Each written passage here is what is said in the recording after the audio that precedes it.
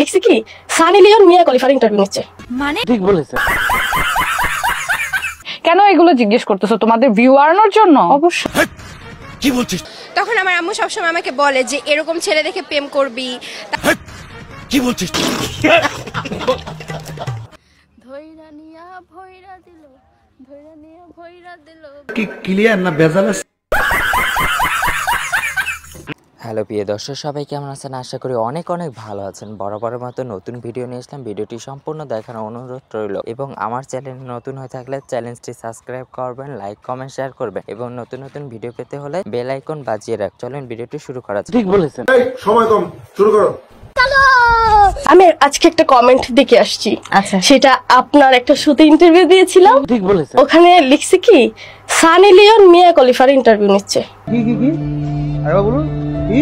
Sunny Leone মিয়া খলিফার interview নিচ্ছে। বাহ, এরকম এরকম কমেন্ট করে ভালো। অ্যাট লিস্ট সানি লিওন তো বলিউড সিনেমা ইন্ডাস্ট্রিতে কয়েকটা সিনেমা করতে পেরেছে, মিয়া খলিফা তো সেটাও পারেনি। কি ক্লিয়ার না ভেজাল আছে? হ্যাঁ, সেজন্য সানি লিওনকে মানুষ বেশি চিনে, সানি লিওনকে বেশি চায় মানুষ। সিনেমা তো করতে মানে পেরেছে। এত বড় মডেল তো ওরে শুধু মানুষের চায়, সানি লিওনকে দেখে শুধু মানুষের চায়, সানি লিওনকে দেখতে চায়। তোমরা কাছে তো জানো না যে সে তার অনেকে profession দেখছি change সানি করে লিওনকে একটু ফেলেছে। টাচ করেও দেখতে চায়, টাচ করেও দেখতে চায়। কি ক্লিয়ার না ভেজাল আছে?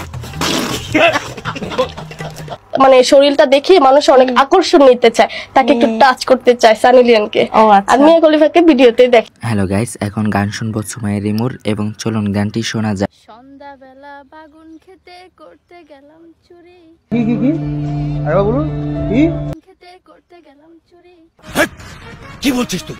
বাগুন হলায় অমনি আমার হাতটা নিল ধরি, ধইরা নিয়া ভইরা দিল, সঠিক বলে। ধইরা নিয়া ভইরা দিল।